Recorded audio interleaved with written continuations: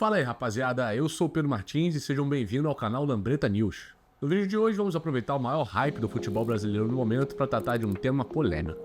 Depois dessa volta de Neymar para o Santos, nós resolvemos ranquear as passagens do craque pelos clubes onde ele atuou na carreira, obviamente excluindo esse regresso de Neymar para Vila Belmiro, que mal começou. Nessa análise vamos levar em consideração vários fatores, como o futebol jogado pelo craque no clube, relevância dele para a equipe, números estatísticos, idolatria e outros elementos. E antes de entrarmos de fato no tema do vídeo, gostaríamos de pedir o seu like e também que você compartilhe esse vídeo para nos ajudar nesse recomeço do canal, que agora conta com um novo formato e deu muito trabalho pra gente organizar. É isso, rapaziada, vamos falar de Neymar Júnior logo depois da vinheta.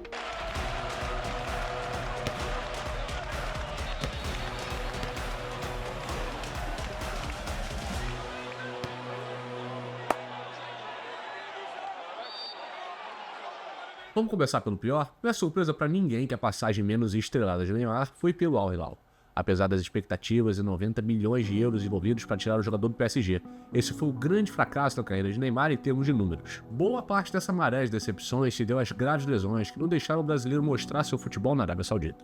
O craque chegou em agosto de 2023 ao Al Hilal com 31 anos de idade e a promessa de ser o grande nome do time comandado por Jorge Jesus. Tudo parecia ir bem no início de sua caminhada no Sauditão, até que no dia 19 de outubro de 2023, Neymar rompeu o ligamento cruzado anterior do joelho esquerdo na partida entre Brasil e Uruguai pelas eliminatórias, obrigando a joia recém-chegada ao mundo árabe a ficar mais de um ano longe dos gramados. Para dificultar a vida de Neymar, somado à lesão no LCA, ainda existiu um impasse com o regulamento da Liga Saudita. Neymar não foi inscrito no Campeonato Nacional da temporada 24 e 25 por conta do limite de estrangeiros, diminuindo ainda mais as chances do brasileiro mostrar o seu futebol. Por conta desse impedimento, ele poderia voltar a atuar pelo Al Hilal como se fosse um jogo válido por um campeonato continental. E foi o que aconteceu.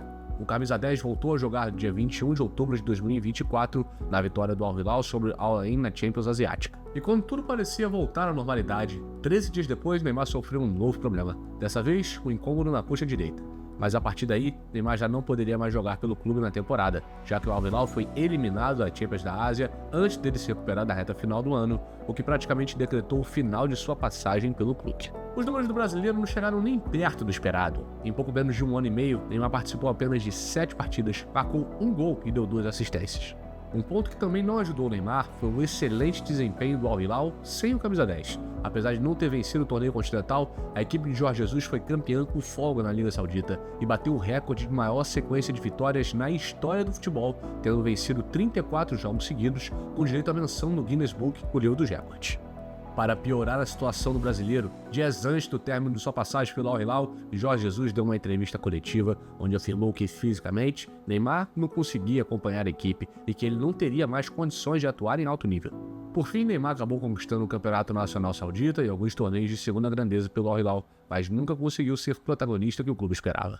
E esse foi o fim da pior passagem de Neymar por clubes, que teve um custo aproximado de 13 milhões de euros por partida para os clubes sauditas. Mas a vida não começou a ficar difícil para Neymar apenas na Arábia.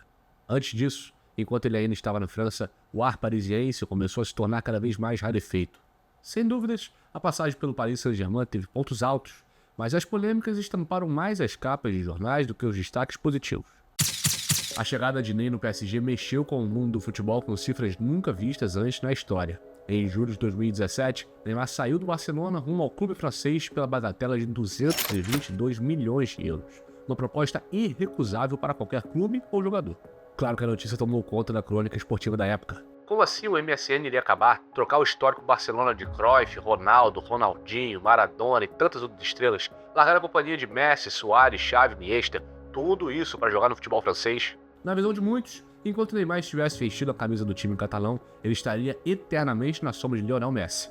As opiniões se voltaram para uma possível ambição pessoal do atacante, em que ele mudaria de clube na busca de se tornar um grande ídolo, ser responsável pela ascensão do PSG no cenário europeu e, de quebra, conquistar uma bola de ouro. Neymar, que sempre era associado à camisa 11, passou a usar a 10 em Paris, e pela primeira vez na Europa tinha um time para chamar de seu e que funcionava em função do craque. Porém, juntamente com toda a moral, o brasileiro chegou a Paris com uma missão: ajudar o clube francês a conquistar a sua primeira UEFA Champions League. Os primeiros contatos com o PSG foram um pouco conturbados. Logo de cara, havia rumores de panela com os jogadores brasileiros que já estavam por lá: Thiago Silva, Marquinhos, Lucas Moura e Daniel Alves. Outro ponto marcante foram as disputas com o já idolatrado Cavani para bater os pênaltis. E para completar, ainda tinha a chegada do recém-campeão francês pelo Mônaco, Kylian Mbappé.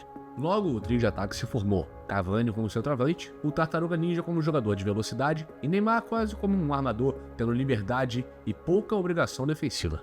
Falando de números, o início de Neymar na nova casa foi ótimo. Logo de cara, a terceira colocação no Ballon d'Or, além de um número maior de participações diretas em gols do que partidas. Porém, com o tempo, problemas começaram a aparecer.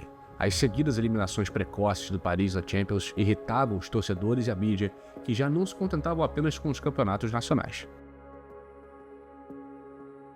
Além disso, lesões tiravam o Neymar frequentemente de jogos importantes, e a maneira que o principal jogador da equipe lidava com isso não agradava nem um pouco os franceses.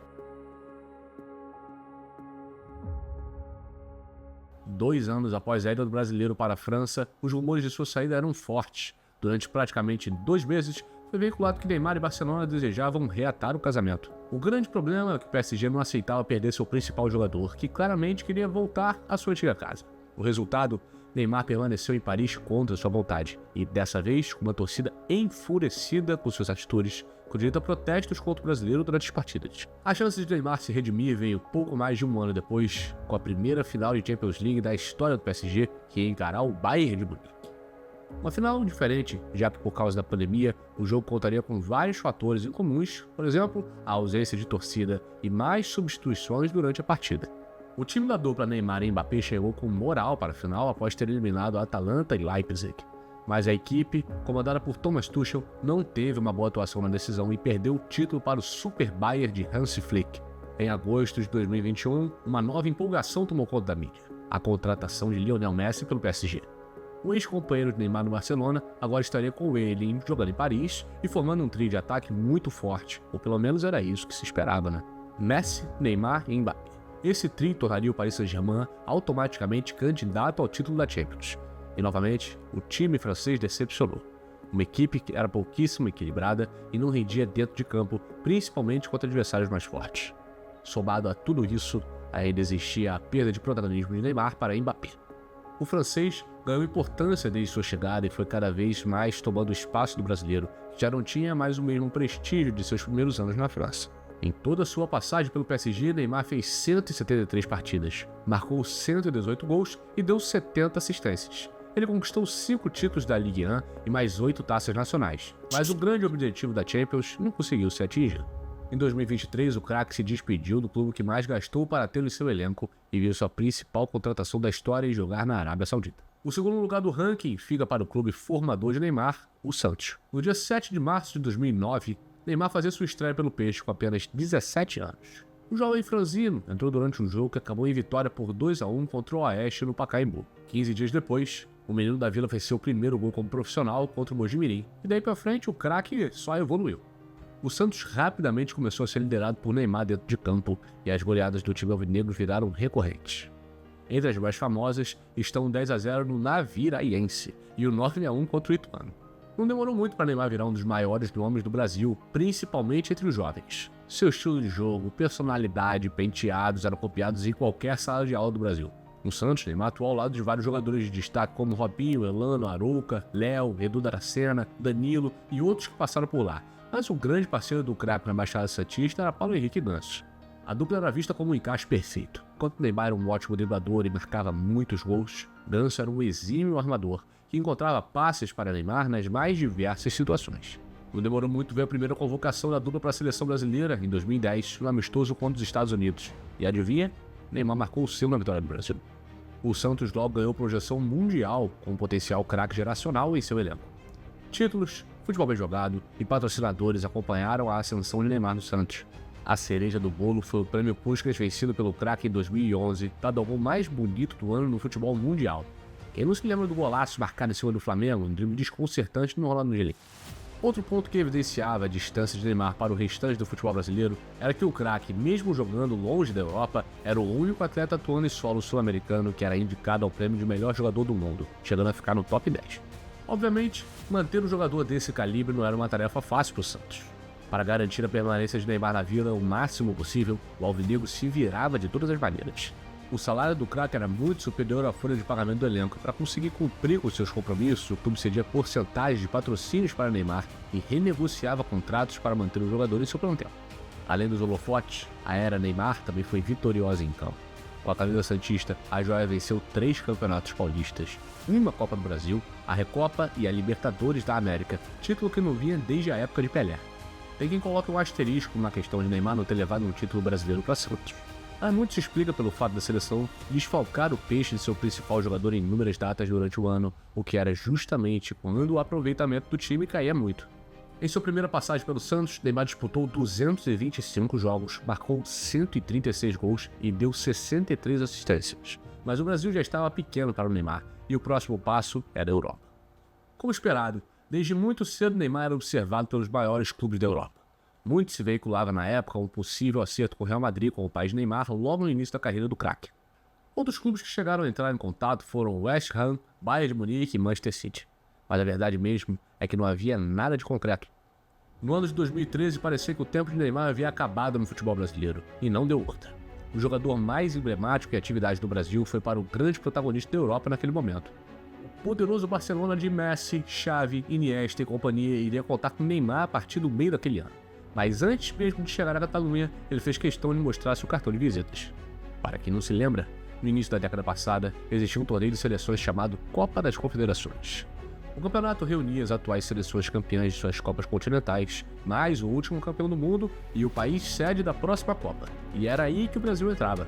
A seleção canarinha fez uma ótima campanha na competição sob o comando de Filipão, e na final encarou a temida Espanha, à época a atual campeã do mundo e bicampeã da Euro.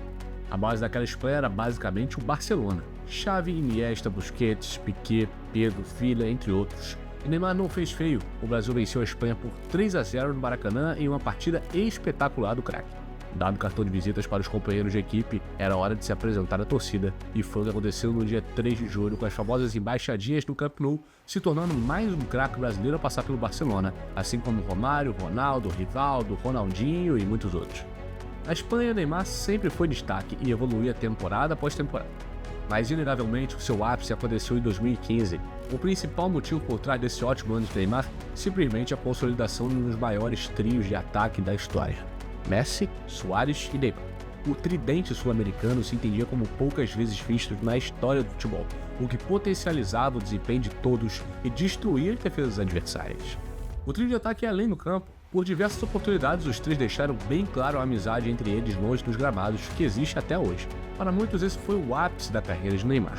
O momento foi coroado com um gol na final da Champions League de 2015 e um terceiro lugar no prêmio de melhor jogador do mundo no mesmo ano, que para muitos poderia ter Ney como vencedor.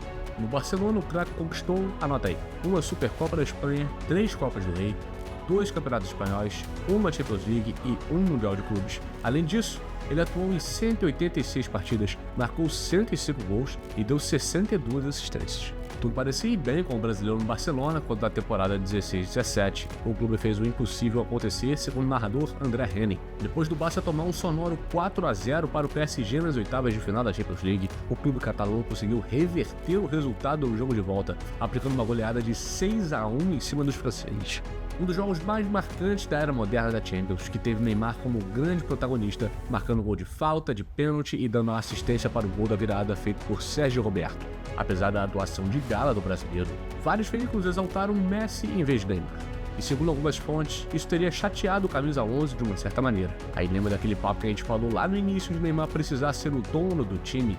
É exatamente nesse momento que esse pensamento ganha força na mídia, culminando na saída de Neymar para o Paris Saint-Germain ao final da temporada e o encerramento da melhor passagem do brasileiro por clubes.